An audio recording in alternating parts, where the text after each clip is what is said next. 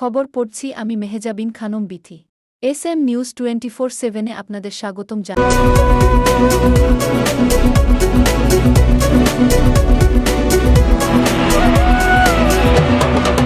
অনুষ্ঠানের শুরুতে একটি র্যালি বের করা হয়।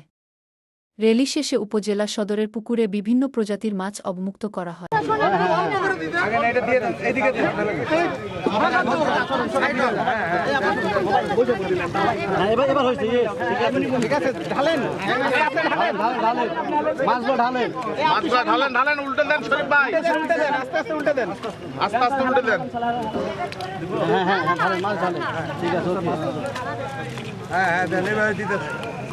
আপনারা একটু সাইড হয়ে না, দূর থেকে ছবি দিচ্ছে হচ্ছে। ঠিক আছে,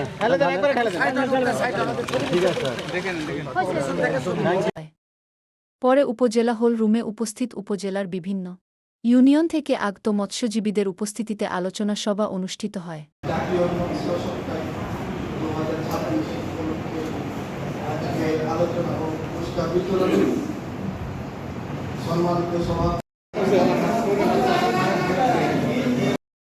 আলোচনা সভায় বক্তারা মাছ চাষের লক্ষ্যমাত্রা, গুরুত্ব ও প্রয়োজনীয়তা নিয়ে আলোচনা করা হয়। দেশে মাছ চাষে মৎস্যজীবীদের পরামর্শ দেওয়া হয়। জানাচ্ছি মোহাম্মদ আবু সায়েমের তথ্য ও ভিডিও চিত্রে দেখুন বিস্তারিত।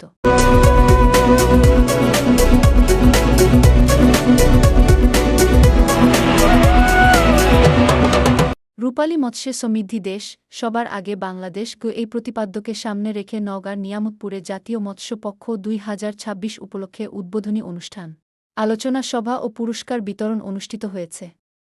রোববার 16 আগস্ট উপজেলা পরিষদ হলরুমে উপজেলা প্রশাসন ও মৎস্য অধিদপ্তরের আয়োজনে অনুষ্ঠানে প্রধান অতিথি ছিলেন নওগাঁ 1 আসনের এমপি মোহাম্মদ মোস্তাফিজুর রহমান।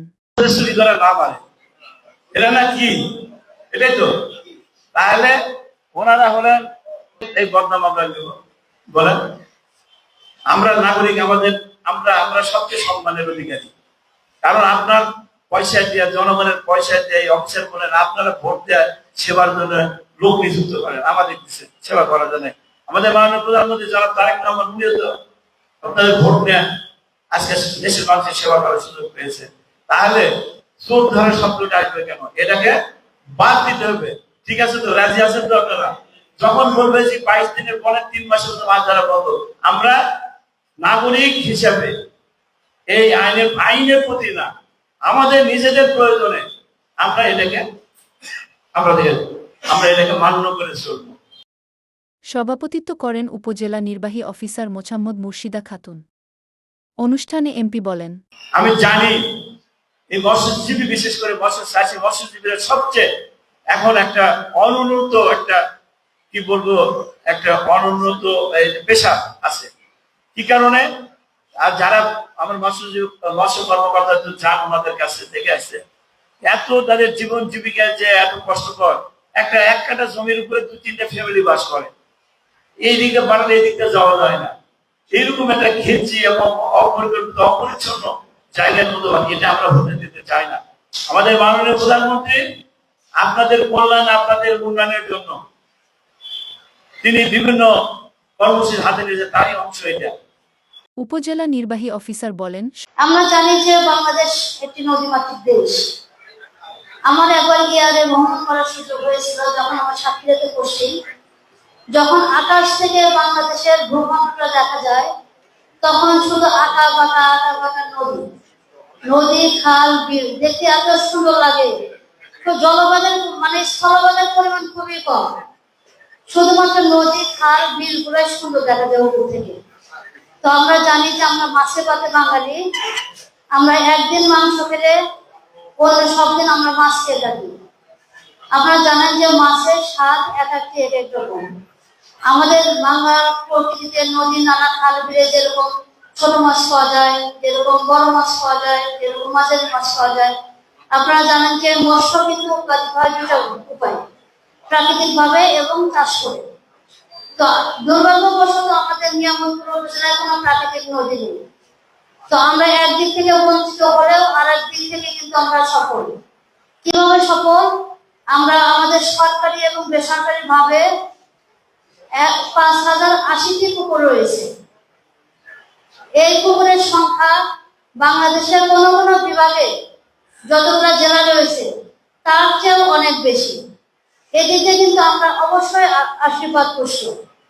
তো আজকে আমার যেটা চাওয়া, আমাদের যে এই 5080টি পুকুর রয়েছে, আমরা নিয়ামতপুরবাসী বেকার না থেকে এই 5080টি পুকুরে আমরা বাণিজ্যিকভাবে মৎস্য চাষ করব। সহকারী কমিশনার ভূমি মোহাম্মদ রেজাউল করিম। সাতটানি যেটা বলেছে, সাতটানিও কিন্তু রেকর্ড অনুযায়ী এখানে কোনো খাস জমি নাই আমাদের। এই বিলে আমাদের 3টা বিলে কিছু খাস জমি আছে। যেমন আমাদের আজকে যে প্রধান অতিথি স্যারের বাসার ঠিক পূর্ব সাইডে, ওখানে আমাদের 12 একর জায়গা আছে বিল হিসেবে। এটাই বড়, এছাড়া আমাদের এরকম খাস জমি নাই বিল হিসেবে। কিন্তু এখানে আমাদের ব্যতিক্রম একটা জিনিস আছে, সেটা হচ্ছে পুকুর, যেটা অন্য কোথাও নেই। সারা বাংলাদেশে এত পুকুর, একটা উপজেলায় এত পুকুর নাই। আমাদের রেকর্ড অনুযায়ী প্রায় 3000+ খাস জমি রয়েছে, খাস পুকুর রয়েছে আমাদের এখানে। উপজেলা কৃষি কর্মকর্তা মোহাম্মদ রফিকুল ইসলাম ও যে গঠন হয় তার একটা বড় ভূমিকা রাখে মাছ। আমাদের স্ট্রোকের ঝুঁকি কমায়, কোলেস্ট্রলের মাত্রাটা কমায়, উচ্চ রক্তচাপের জন্য একটা সেটা কমায়। আমরা এই বিষয়গুলো মাথায় রেখে আমরা মাছ রেগুলার খাওয়ার চেষ্টা করবো। একদম মানুষ 60 থেকে 70টা প্রতিদিন মাছ খেলে আমাদের আমিষের মাছের চাহিদাটা পূরণ হয়ে যাবে। আর আজকে এখানে আমি যতটুকু জানি যে আমার প্রায় 3500, একটু বেশি হতে পারে সরকারি। উপজেলা মৎস্য কর্মকর্তা পেতাম না, কারণ প্রাকৃতিক জলাশয় আর আগের মতো মাছ হয় না। আমাদের নিয়ামতপুরে তো আমরা এমনি প্রাকৃতিক জলাশয়ের সংকট, এখানে আমাদের কোনো নদী নেই, বিল নেই, যদি থাকেও সেখানে 2-3 মাসের বেশি পানি থাকে না। এখন আমাদের একটাই নির্ভরশীলতার জায়গা, সেটা হচ্ছে পুকুরে মাছ চাষ। তো মৎস্য চাষি ভাইরা এখানে পুকুরে মাছ চাষ করেই কিন্তু তাদের আমাদের কি বলে তথা দেশের আমিষের চাহিদা পূরণ করতেছে, হ্যাঁ, এবং আমাদের আর্থসামাজিক অবস্থার উন্নয়ন ঘটাচ্ছে। এবং আমরা আপনাদের অবদানের জন্য কিন্তু আমরা কিন্তু বিশ্বে পুকুরে। বক্তারা বলেন, মাছ উৎপাদন বৃদ্ধির পাশাপাশি নিরাপদ মাছ উৎপাদন, আধুনিক প্রযুক্তির ব্যবহার, দেশীয় প্রজাতির মাছ সংরক্ষণ এবং মৎস্যচাষীদের দক্ষতা বৃদ্ধিতে সবাইকে এগিয়ে আসতে হবে।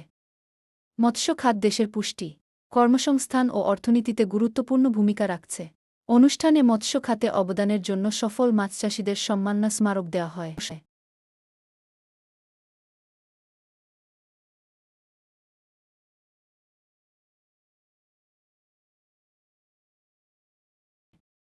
মোহাম্মদ রফিকুল ইসলাম পোনা মাছ চাষ এবং মোহাম্মদ শমসের আলী ও ওয়াহিদুজ্জামান বড় মাছ চাষের জন্য সম্মাননা লাভ করেন।